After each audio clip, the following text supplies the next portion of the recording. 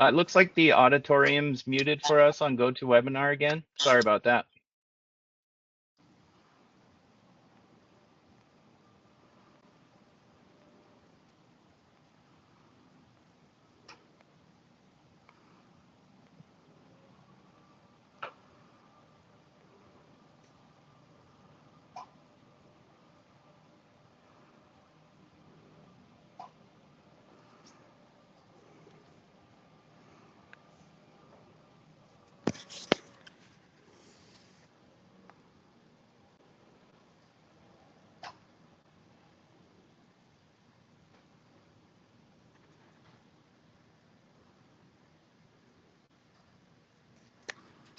Can you hear us now?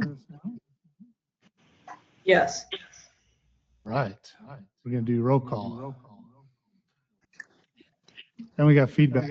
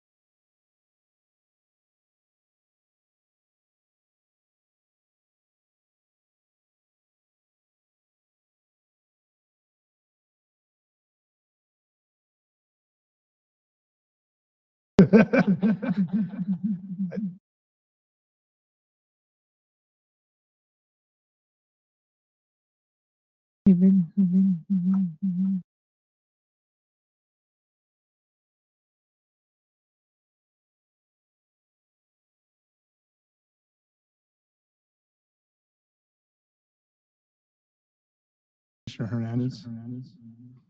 Yeah, we get the feedback every time.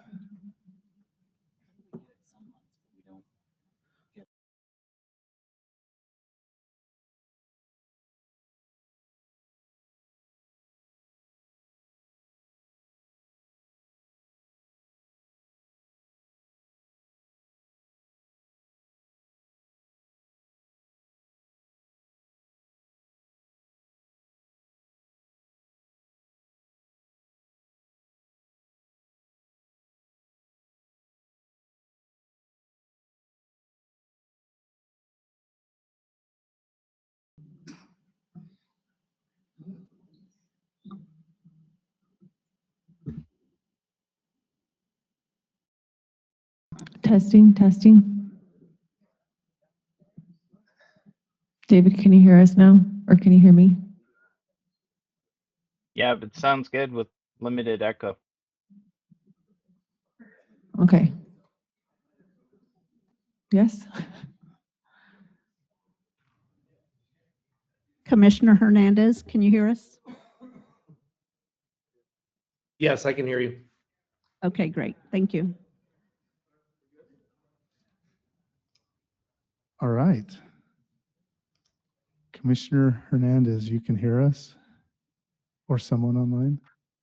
Yep, I got you. No Okay, then feedback. let's do roll call. Let's get this going. Commissioner Dan Zeisen. Commissioner Finter. Yes. Commissioner Hernandez. Here. Commissioner Lawrence. Here. Commissioner Layton. Here. Chairman Lindblom. Here. Vice Chair Milhaven. Commissioner Rock-Wallick. Here. Commissioner Toma. Here. And Commissioner Whitney. Here. Chairman, we have a quorum. Awesome. I'll go ahead and do the announcements before we dive into the rest of the stuff, just because I'm going to. All right. This meeting's been noticed in accordance with open meeting laws under Arizona Revised Statute Section 38-431. Agendas are available within 24 hours of each meeting in the Maricopa County Planning and Development Office and are also available on the Planning and Development website 1 week prior to hearing at www.maricopa.gov/planning. The staff reports prepared for each agenda item shall become a part of the permanent record for each case. With respect to hearing process, cases will be considered in the order they appear on the agenda unless otherwise agreed to by the commission. For each case, the applicant will be given a set amount of time to present. Anyone wishing to speak on a particular case shall fill out a speaker's card for in-person attendance or raise your hand within the GoToWebinar. And the amount of time allowed for speaking shall be at the discretion of the commission chair. Staff will provide the chairman with the names of persons who have registered and noted a desire to comment, and those registered participants who have raised their hand. The chairman will call on each named participant one at a time. The chairman will conduct the hybrid in-person and virtual public hearing according to the bylaws and according to the rules established by the chairman regarding public comment. Votes will be done by roll call vote only, and the chairman will verbally identify the specific members responsible for all motions and seconds. All right. And then let's just go ahead and do the minutes part as well. We have the November 6th, 2025 minutes and the November 20th, 2025 zipper. Is there any comments by the commission on any changes needed to be made? Hearing none, we'll put those into the record. All right, this is the good part. We'll go to elections of officers, which means we get a new chairman and vice chair, which is great. I do want to say just briefly, I appreciate each of you. This commission has been really good, one of the best since I've been on the commission for many years, and I just appreciate each of you for being here in person. I had to travel quite a bit this year with the Arizona Commerce Authority in some of my other roles as part of a delegation, some economic development delegations, and you were great about covering and appreciate that. Vice Chair Milhaven and others were always willing to step in. So thank you, and to staff, you're rock stars, and I love how you work with the community in a dignified and really respectful way. And so kudos to the county on just being awesome. And I think we accomplished some pretty amazing things this year, especially with some of the amendments on the codes. And like, I can't believe you accomplished that this year. It was awesome. So thank you. Great to be a part of you, and continue. I'm looking forward to just being a normal commissioner next year. So with that, we can start a discussion around, or I'll take a motion for a chairman for 2026. Mr. Chairman, Go ahead. first of all, thank you for your leadership this past year. It's been an honor to work with you. Thank you. Congratulations on a very successful year here. you. I would like to nominate or make a motion that we elect Commissioner Milhaven as chair. Do I have a second for that? Or Second. okay, we have a second. Let's is there any other motions, or hearing none? If any objections, we'll go ahead and vote on that. Let's go ahead and vote on that. Commissioner Finter, Yes. Commissioner Hernandez, Yes. Commissioner Lawrence, Yes.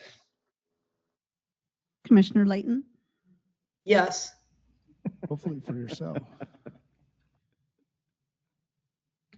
Commissioner Lindblom, I'm a big yes on that. Commissioner Milhaven, Can I abstain? yes. Commissioner Rock-Wallick, Yes. Commissioner Toma, Yes. Commissioner Whitney. Yes. Chairman, we have a motion electing Vice Chair Milhaven to chairman by a vote of, that's 8-0. Awesome. That's wonderful. Yeah, you were great this year as vice chair. I love that. Do I get to just turn it over to her now and let her do the rest? Yeah, I think I will. I'm going to turn it over. I'm going to give you this gavel. You can keep. I'll give you this. It's official. Thank you all very much. All right, so moving on, we need to elect a vice chair. Do we have a motion to nominate a vice chair? Oh, I'll make one. I'll make a motion to elect Commissioner Hernandez as a vice chair if he's willing to do it. Commissioner Hernandez? Yes. Yeah, I'll do it. Great. Be more than happy to. Thank you, Eric. All right, we have a motion and a second. All those in favor? Oh, we need a roll call. Thank you.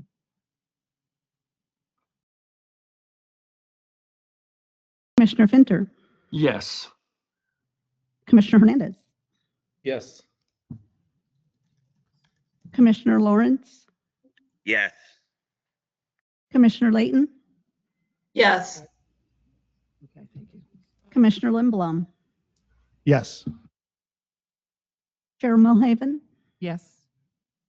Commissioner Rockwallick, Yes. Commissioner Toma, Yes. Commissioner Whitney. Yes. Chairman, we have a motion electing Commissioner Hernandez to be vice chair by a vote of 9-0. Thank you and congratulations, Commissioner Fernandez. Yes. Awesome. Thank you, guys. All right, next order of business is approval of Planning and Zoning Commission bylaws. Do we need a presentation or do you just need a motion and a second? Madam Chair, we just need a motion. Real quickly, the only changes are we have inserted language about temporary use permits, which are now coming to you for disposition, but previously they went to the Board of Adjustment, but as part of the MCZO update, we're bringing them to the commission because you meet twice a month instead of once. And then there's other language updating how the chair can create special committees for special studies. But that is all. All righty. So do we have a motion? Do you have a motion to approve the changes to the commission bylaws? I will make the motion to approve. Second. All right, we'll have a roll call. I'm sorry, Commissioner Whitney.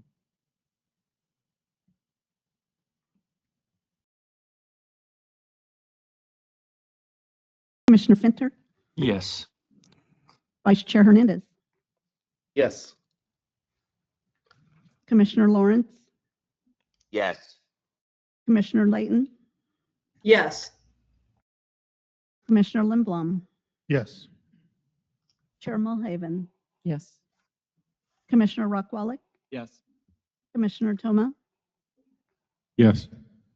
Commissioner Whitney. Yes. Chair, we have a motion approving the bylaws by a vote of 9-0. Thank you. Next item is continuance agenda.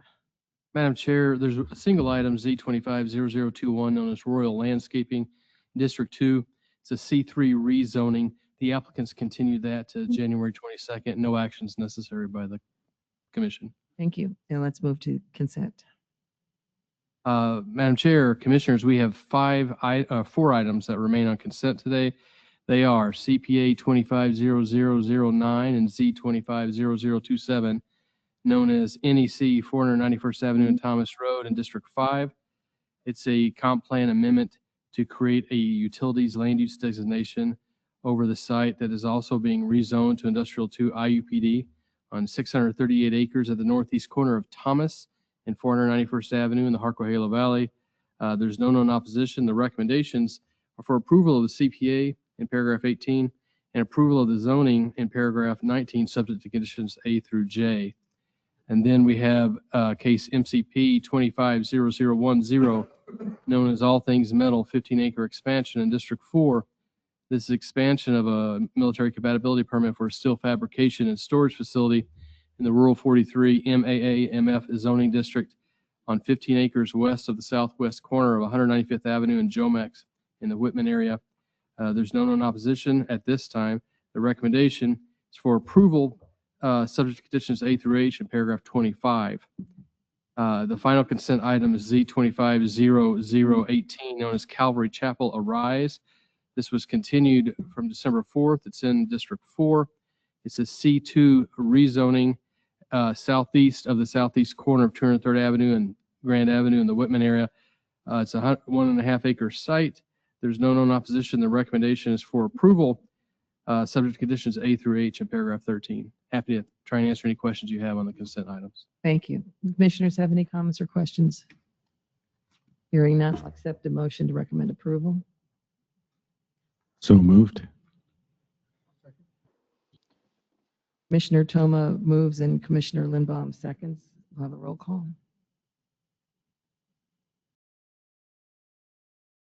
Commissioner Finter, Yes. Vice Chair Hernandez, Yes. Commissioner Lawrence, Yes. Commissioner Layton, Yes. Commissioner Lindblom, Chair Yes. Milhaven, Yes. Commissioner Rock Wallach, Yes. Commissioner Toma, Yes. Commissioner Whitney. Yes. Chairman, we have a motion recommending approval of the consent agenda by a vote of 9-0. Thank you. We'll move to regular agenda, begin with item 6.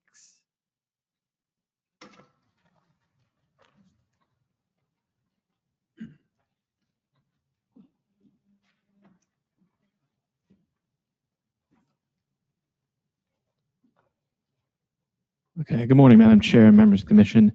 This item is a request for a modification of conditions associated with a previously approved R16 RUPD zoning case known as Riverwalk, located at the northeast corner of 99th Avenue and Olive Avenue. Next slide.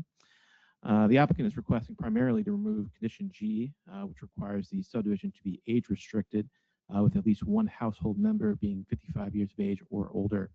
The site was rezoned in 2021 under case Z 2021-003 and was subsequently platted in 2024 for 89 single-family lots. The subdivision is currently under active development. While the project was approved with a age restriction condition, which is that condition G, the site is not located within the senior citizen overlay as established under MCCO section 1006. Importantly, the age restriction condition that was approved with Z 2021-003 is not the same standard that applies within the senior citizen overlay. As written, it only requires one household member to be over the age of 55 and does not restrict the presence of minors from the development. That condition was added to better align the project with the Sun City neighborhoods. Next slide. Since the original approval, the White Tank Grand Avenue area plan was updated in 2023. As part of that update, the prior retirement community land use designation was removed entirely. The site is now designated single-family transitional lot, and there's no longer a policy basis in the area plan for requiring age restriction housing at this location. Removal of this condition would not affect Sun City Senior Citizen Overlay, nor would it undermine age-restricted requirements elsewhere. Staff also notes that no changes are proposed to the prior approved site plan, such as layout or development standards. And for those reasons, staff is recommending the Commission make a recommendation of approval to the Board of Supervisors, subject to the modified condition A and the removal of condition G, with the remaining conditions renumbered accordingly. And with that, I'm happy to answer any questions. Thank you. Commissioners have any questions? Thank you. Would the applicant like to speak? Good morning, Madam Chair. Ashley Marsh, Gamage and Burnham, 40 North Central, for your records here on behalf of Lenarm Homes on Riverwalk. I do have a presentation. I'm happy to run through a couple slides or respond to any opposition at your preference, Madam Chair. Why don't we hear public comment and then we'll bring you back. Thank you very much. Thank you.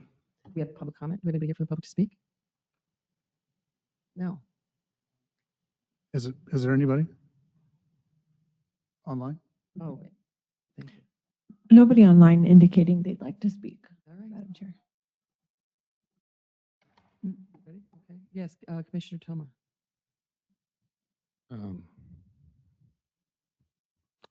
Could you put the number back up so I can get the case number right?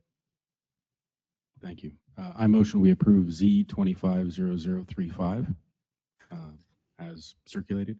Second. Motion made by Commissioner Toma, second by Commissioner Rock Wallach. We'll have a roll call. Commissioner Finter, Yes. Vice Chair Hernandez, Yes. Commissioner Lawrence, Yes. Commissioner Layton, Yes.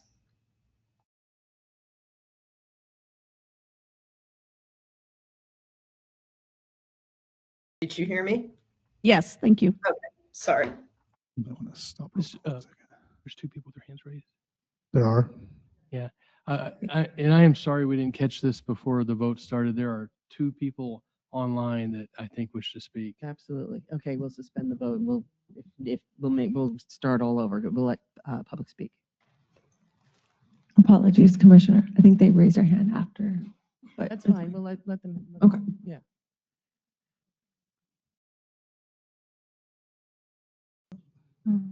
Chairman, I have Caroline Campos available to speak.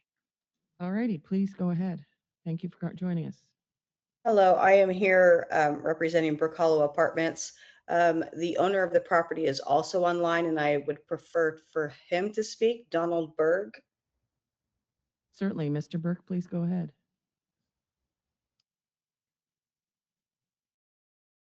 Yeah, I have Mr. Berg enabled. He just needs to unmute his mic and he should be able to speak.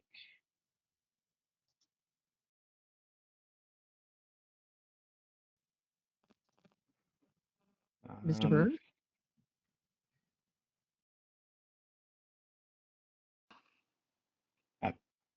It shows Mr. him Berg? connected. Yeah, I'm not sure why. It's his microphone shows disabled. He's connected, but it's not enabled. I'm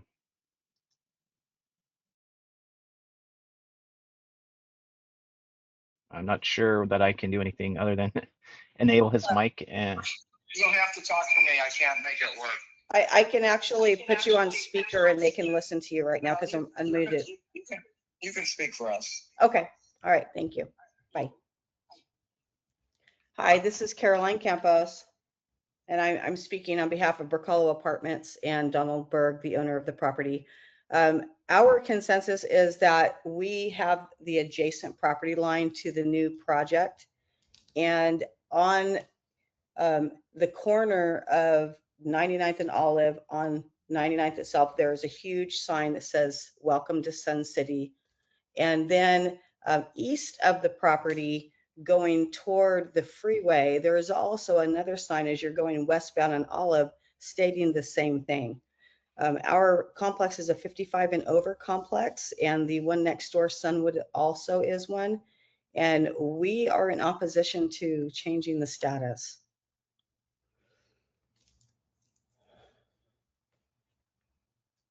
Thank you very much. Okay. Is there anyone else who wants to speak? Madam Chair, could I just ask that person a question? Sure.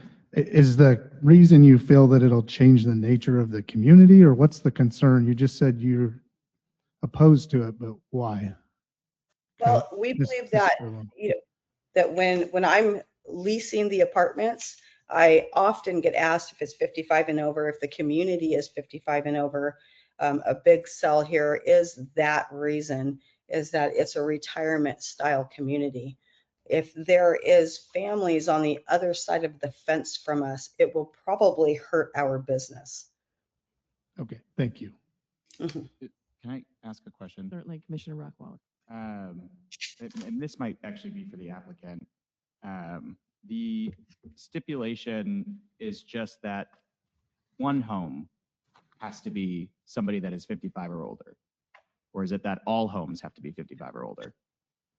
Madam Chair, Commissioner, the stipulation right now, condition G, is that one household resident be 55 or older. So How many homes are being proposed? 89? there are 89 lots. So theoretically, 88 homes could still have families. Theoretically, 89 homes could still have Point. families as long as one household resident is 55 or older. So it's unlike other properties in the area. It's not subject to that SC overlay. There will be children here. We are just trying to remove that one household member designee. Okay, thank you. Thank you. Madam Chair, Yes. just to make sure we're on the same page, one resident of each household is stipulated to be at least 55. They may have kids. So there's an age restriction on every house in this zoning district. That's different than the senior citizen overlay, which applies to the majority of Sun City to the west and north, or to the northwest and north, where every house is expected to have at least one resident of 55 years or greater, and no dwellings are to have anyone under 19. So it's a different age restriction because it is a deed restriction requirement that was a condition of the zoning approval, and it's not part of the senior citizen overlay zoning district. It's important to note this is the very southeast corner of what people are calling Sun City. If you go to the south or east, there's no age restrictions per zoning. No, I appreciate that clarification. I guess the opponent's concern was that there would be kids in the community, and it sounds like from your explanation and the applicant's description that theoretically 89 homes could be late in life families, and kids are still allowed within the community. It could be or grandparents serving as right. That is correct, Madam Chair and Commissioners, Commissioner Rockwallick. There is nothing to prevent children being in this specific zoning district, this specific subdivision today. Madam Chair, if you're done. Commissioner Lindblom. And just for clarification, this is, as far as general, the comprehensive plan, like this is outside of all the overlays is what you said, like, and there hasn't been any, like, this is the only objection we've received. Chair Milheiman, Commissioner Lindblom is correct. Okay, thank you.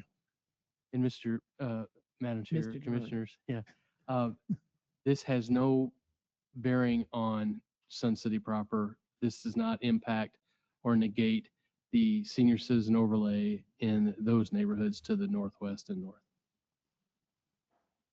Any other comments or questions from commissioners? All right. I'll just make a comment. I'm very supportive of this at a time where housing is more and more expensive. I love these types of opportunities where we don't put these restrictions where, for whatever reason, kids and someone, I would even remove the 55, but if the applicant's great with what it is, we'll leave it like it is, in my opinion. We are removing the 55. Well, we're leaving 155. No, Oh, we're not. thank you. And I'm totally being better with that. Yes, yes. Okay. Good. Then we got what I want. Okay. Should Thank we you. make another motion and start again or continue? Yeah. Okay. So I'll accept the recommendation. Commissioner Toma, I move we approve Z250035 as circulated. And I will second again. Motion made by Commissioner Tillman, second by Commissioner Rockwallick. We'll have a roll call. Commissioner Finter, Yes. Vice Chair Hernandez, Yes. Commissioner Lawrence, Yes. Commissioner Layton, Yes. Commissioner Lindblom, Yes. Chair Milhaven, Yes. Commissioner Rockwallick, Yes. Commissioner Toma, Yes. Commissioner Whitney. Yes. Chair, we have a motion recommending approval Thank by a you. vote of 9-0. Thank you. Item number 7.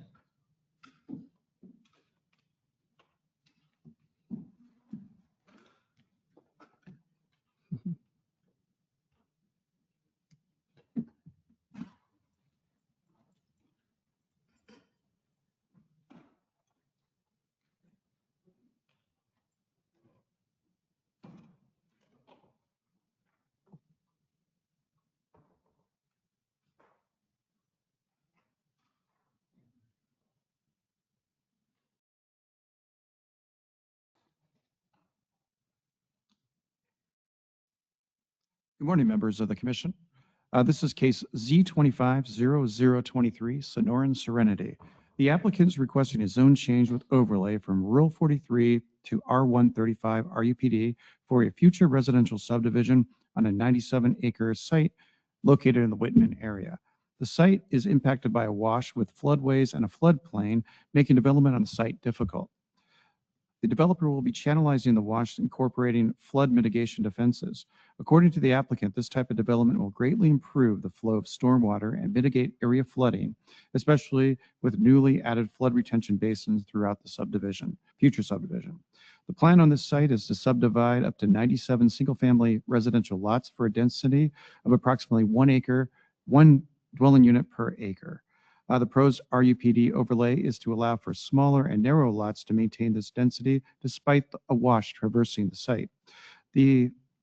After determination of the zone change application, the applicant will start a preliminary plat process. During this process, it's going to involve LOMARs, which will be processed with FEMA and the county's flood control district.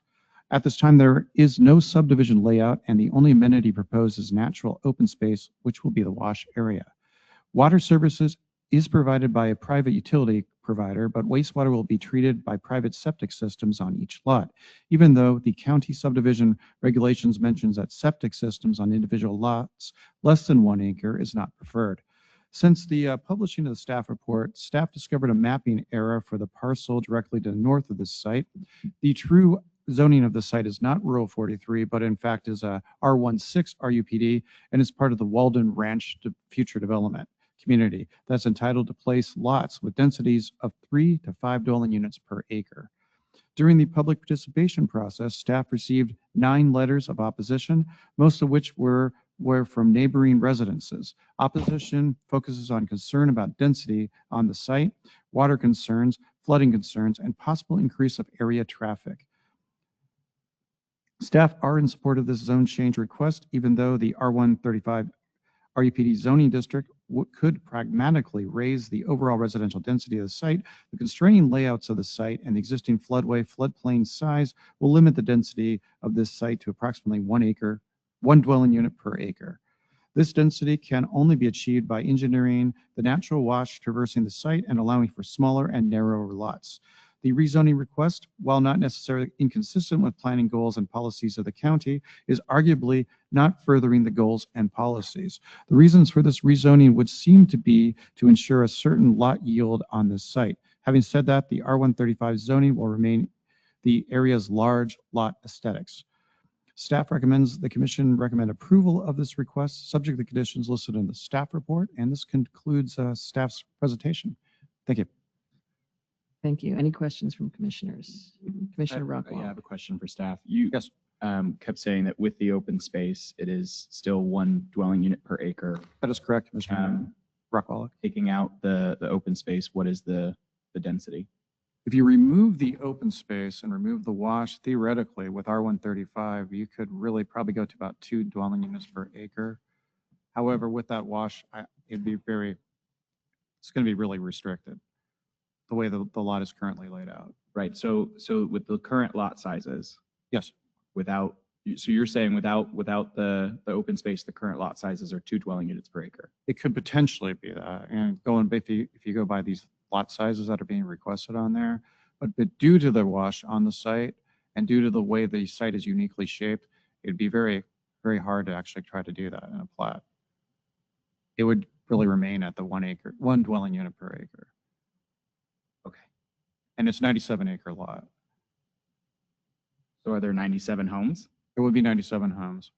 But due to the lots are going to have 30,000 square feet, minimized lot sizes, it would kind of control that. Okay. So if I understand, right, the current zoning, if you did a grid, every parcel would be 1 acre. But what we're saying here is a parcel could be less than 1 acre, but overall, it won't be more than 1 home per acre. Correct. Given the open space, which would not be part of anybody's individually owned parcel. Right. And since it is floodway, it would not be possible to build. So there'd be designated over its space that would belong to nobody, or to the community, would belong to the community. HOA perhaps, right. No, I guess I understand that. If there are 97 acres, but not all 97 acres are developable, then you're not, and it's 1 dwelling unit per acre. The individual Overall parcels density. are not 1 acre. No, I got that. I guess then my question is taking out the open space, what would that density be? It's not 1 dwelling unit per acre because you can't with the open space. You have smaller homes, then theoretically you have a denser product than 1 dwelling unit per acre. No? Madam Chair, Commissioner Rockwell, that's correct. Okay. I am really a poor math person, but how many acres are right now are being designated as open space? Can you answer that? We don't have the subdivision No, plat, so don't. I'm not sure we can answer that specifically. Right, but it is correct that the wash, the natural wash, the floodplain, the floodway is undevelopable. They're going to engineer to make it smaller. Correct. They're going to call that common open space, but it is a wash only. It's not a recreational amenity.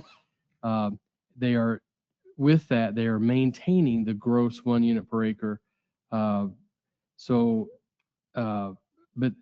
I will say, I said gross, I should say net because it's net of roads. Sure. So instead of in a regular lot split area that's rural 43, you tend to have 1.25 acre lot, right, to meet that size. And these are going to be under 3/4 acre lots. So Got it. it is about 50%. It's not double, but it's probably 1.5 dwellings to the acre. Okay. If you take away the wash. Appreciate that. Thank you. Thank you, Mr. Gerard, for the clarification. If there are no other comments or questions, we'll hear from the applicant. Good morning, Chair, Vice Chair, and Commissioners. My name is Michael Ripson, and I represent the applicant for this case. And first off, I have to apologize for my voice. It's pretty raspy this morning, so hopefully you can hear me and understand me. You've just heard staff's report, so I won't duplicate their details. I will focus on the key takeaways, emphasize the purpose of this rezoning, and address neighbors' concerns. What this request, can somebody run the slides? Do I?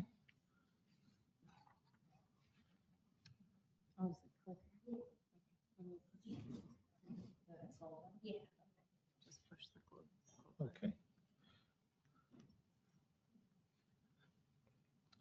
What this request does versus does not do.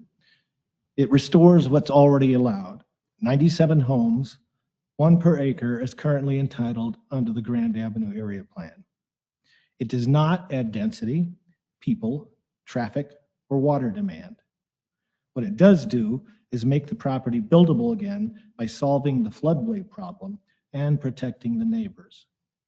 It adds open space and preserves the large lot, rural, horse-friendly character this community values.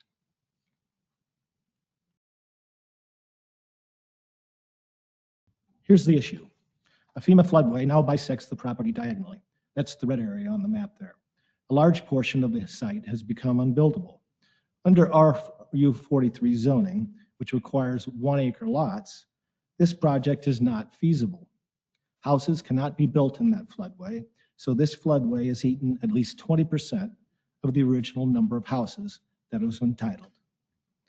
By rezoning to R135, we reduced the minimum lot size, but only modestly, to 80% of an acre, which are still very large lots. This slightly smaller lot size, along with the RUPD flexibility, make it possible to fit the original 97 lots. Restoring the lot count makes the project financially feasible. This enables the wash to be channelized, which protects both the site and the neighbors, and it also creates valuable open space.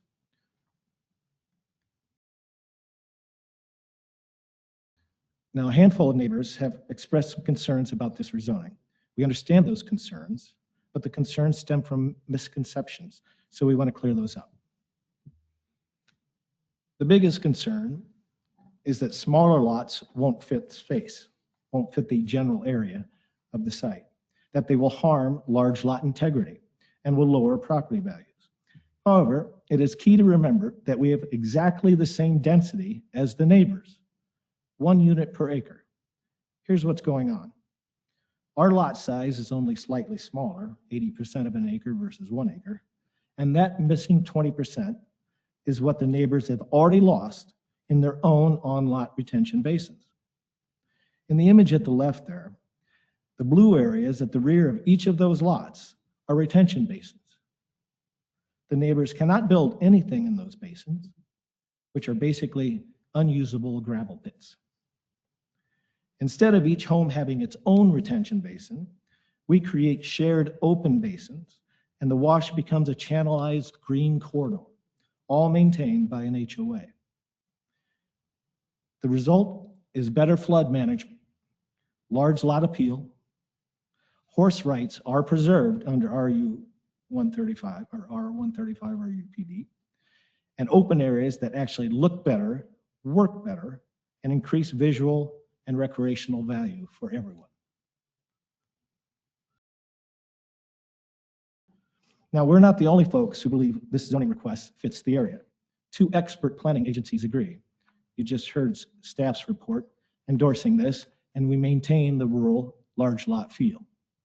In addition, in a separate opinion, the planning manager of the city Surprise has also said that this rezoning is, quote, consistent with the rural character of the area.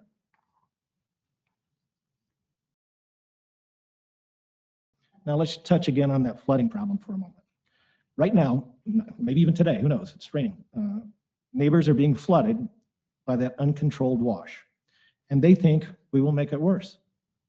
But in reality, this rezoning is the only practical path to fix that flooding problem, and it does so without any cost to the county. Here's why. County engineering staff have told us that the fix is to channelize that wash. The problem is the huge cost to channelize it. And the only way to do it without taxpayer dollars is through private development of this property. Under the existing RU43 zoning, this housing project is just not viable. There are simply not enough houses to justify that cost. R135 RUPD restores the 97 entitled lots, which makes housing project viable. The channel can be funded privately and the neighbors benefit directly. Their properties are removed from the floodplain. Their flood risk is dramatically reduced, and their flood insurance requirements go away. So we actually improve the neighbors' property values and their peace of mind.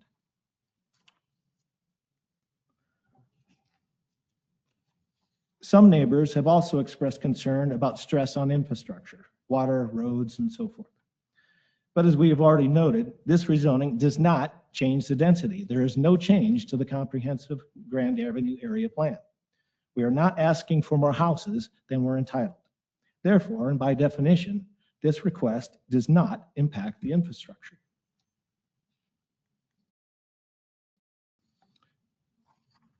I think I hit a wrong button, sorry. It doesn't look like ours. I'm missing a slide, but this is a summary anyhow. In summary, this rezoning doesn't add density. It simply restores our rights under the area plan. It financially enables the flood channel that will protect the neighbors, turning a recurring problem into a lasting solution. And it creates open space that is actually useful while enhancing the look of the community. The rural lifestyle that people love here stays here. Large lots, open space, and the right to keep horses. And because the floodplain is removed, properties next door become safer, more secure, and more valuable. This is a balanced, neighborhood-focused plan that fixes flooding, preserves rural character, and adds value. We respectfully ask for your support. Thank you. Thank you, Mr. Ripson.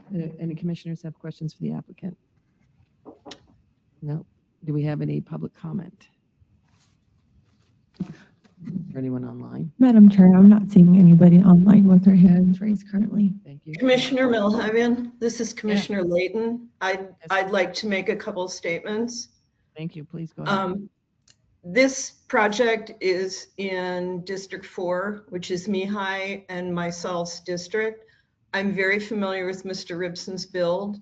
He's an excellent professional builder. One of the things he did not bring up was that he actually built the development that is next door immediately to the west that has people complaining about this. One of my points early on was that we actually have Walden Ranch in the area, which is going to go directly north of this parcel with 3 to 5 houses per acre. So in the industry, a 35,000 square foot lot is considered a commercial acre. That's the term they use. I'm very familiar with that type of build. I do not see this being a detriment whatsoever to the community. Thank you, Commissioner Layton. Any other commissioners have any comments? All right, Commissioner Toma. Yeah, this is Commissioner Tomey. Yeah, I'm also supportive of this rezoning. I can appreciate the arguments around property values going down, but I think some of the reasons he stated, as well as just the fact that it's 30,000 to 35,000 square feet, the likelihood is that it'll actually increase property values, not decrease property values. And although I don't find the economic argument around 97 homes particularly convincing, there are many other reasons to approve this. Thank you, Commissioner Toma. Any other comments? Hearing none, I'll accept a motion. We asked on public comment, the attorney. Yeah. And there was none. So thank you. I move this, Commissioner Toma, I move we approve Z250023 as circulated. This is Commissioner Layton. I second. Okay. Motion by Commissioner Toma, seconded by Commissioner Layton. We'll have a roll call, please. Commissioner Finter, Yes. Vice Chair Hernandez, Yes. Commissioner Lawrence,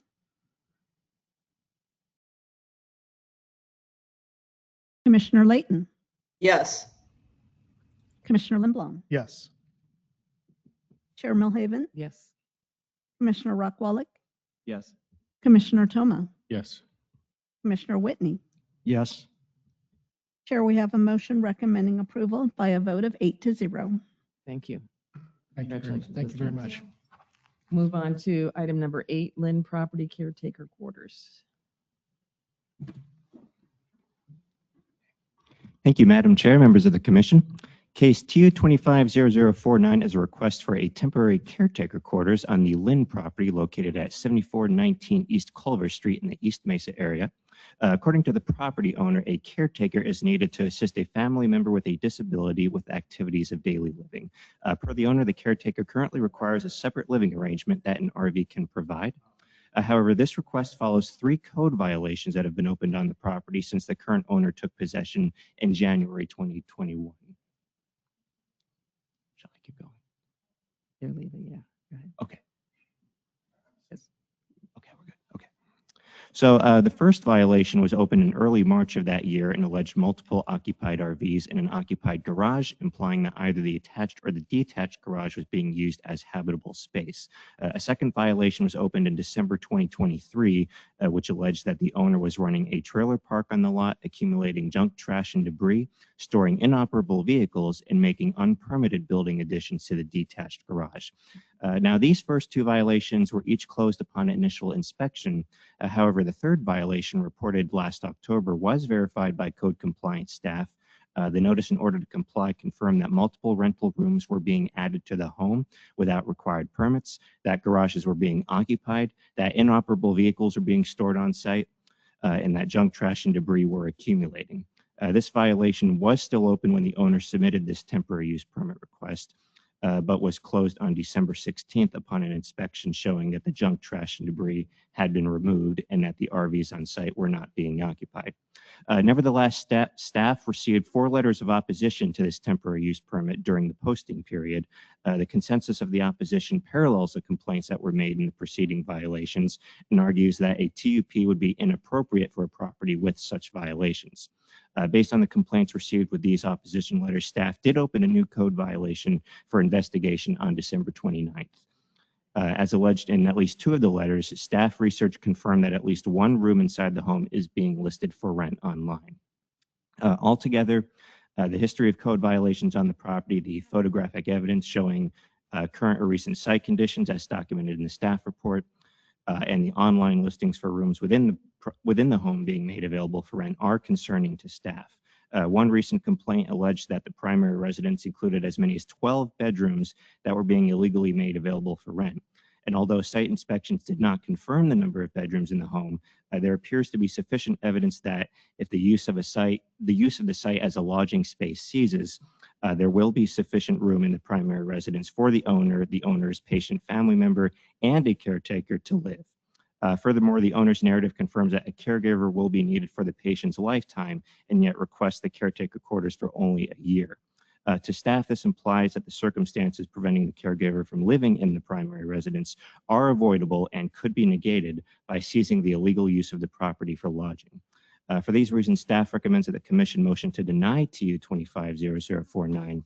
However, if the commission chooses to approve the case, staff offers conditions A through D for consideration as outlined in paragraph 32 of the staff report. At this time, I'd be happy to answer any questions.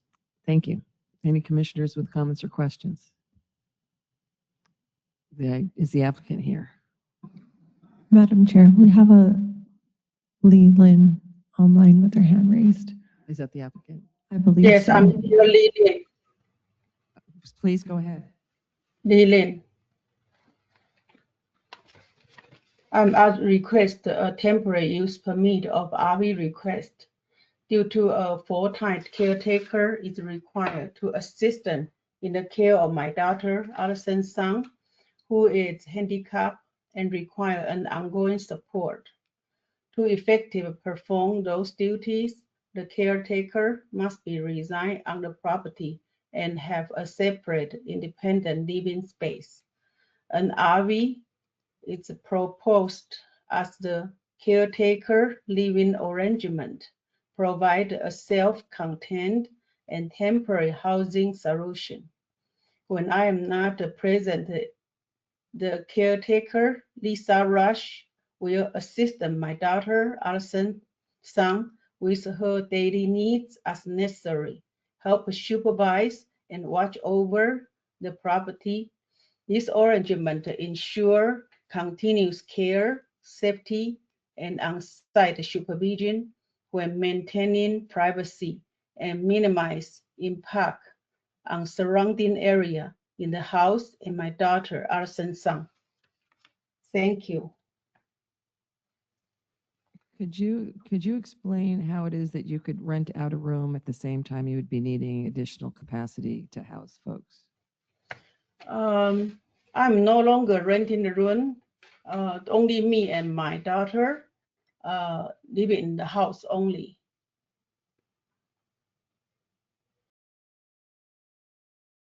And are you saying there's not sufficient space in your home to accommodate a caregiver? Yes, the caregiver, Lisa Rush, she requests a separate space living to be more privacy.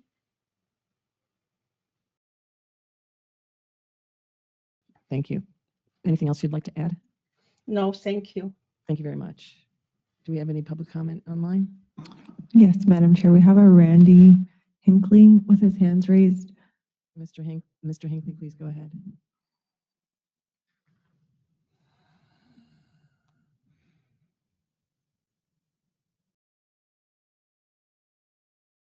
Mr. Hinckley?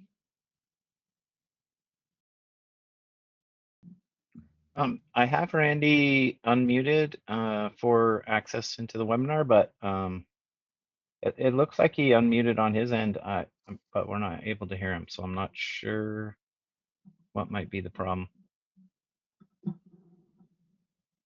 Mr. Hinckley, please. Do we have any other public comment online? Nobody else online indicating they'd like to speak. And do we have anybody here present to speak? No one here present to speak. Mr. Hinckley?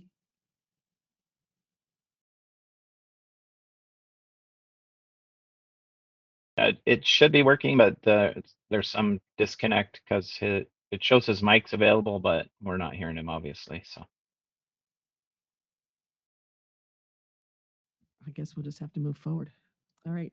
I actually have a question for Ms. Lynn. Yes, Commissioner Rock-Wallach. Ms. Lynn, you said you are currently not renting out any spaces in your house. Is that correct?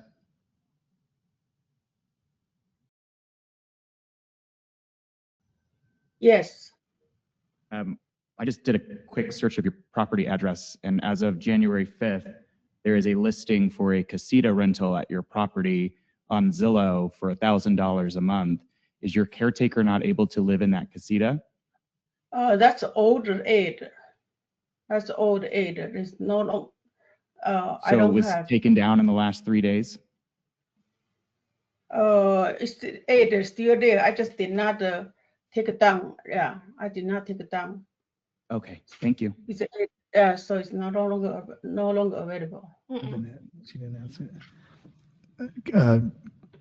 Madam Chair Milhaven, Ms. Lynn, couldn't your caretaker live in that casita?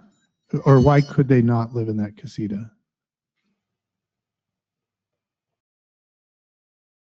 Why do you need a RV is I guess the question I'm asking. Context. The RV is on the side of the house, so the caretaker, Lisa Rush, she wants to be on the side of the house. Just for context, the casita that's being listed online is listed as a private room with private bath, laundry, and kitchen access. So if the caretaker requires private access, this casita should suffice. Thanks. Thank you. Any other comments or questions? My only other comment is Mr. Hinckley did do a letter of opposition and it was in our file, so we didn't get to hear him today, but Mr. Hinckley, if you can hear us, we see your letter of opposition and your points. I just wanted to point that out. Thank you, Commissioner Lindbaum. Thank you. Bring that up. All right, I'll entertain a motion. Madam Chair, Yes. this is Commissioner Finter. Oh, sorry. Go ahead, Commissioner Finter. Yes, I I had the chance to talk with staff at length about this. I'm concerned, one of the provisions that kind of went through the process was to move one of those RVs or trailers up to the front. And questions came to my mind. Is there a sewer connection? Is there an appropriate electrical connection? It's located what I would consider be pretty dangerously close to the house. It just doesn't seem in my look, and I've read all of the opposition from the surrounding neighbors and that. I'm reluctant to ever suggest a denial when we're talking about caring for someone with handicap. But it does seem, and I think the staff did a good job in their presentation and in their written information that suggests that there's other options. A key phrase I heard today was that Miss Rush prefers to be out in an RV. And I just feel like with some of the challenges in the past, maybe some of the circumstances with regard to location, how the neighbors have been impacted, I would be supportive of supporting staff's recommendation for denial on this. And so that would be my motion, if it's appropriate at this time, to deny the current request, hoping that there's some other opportunities and that the person with disabilities isn't going to suffer, that there'll be great opportunities for care that's needed there. Thank you, Commissioner Finter. Do we have a second? I'll second. Motion by Commissioner Finter and second by Commissioner Rockwall. Any additional discussion? We'll have a roll call. Commissioner Finter, Yes. Vice Chair Hernandez, Yes.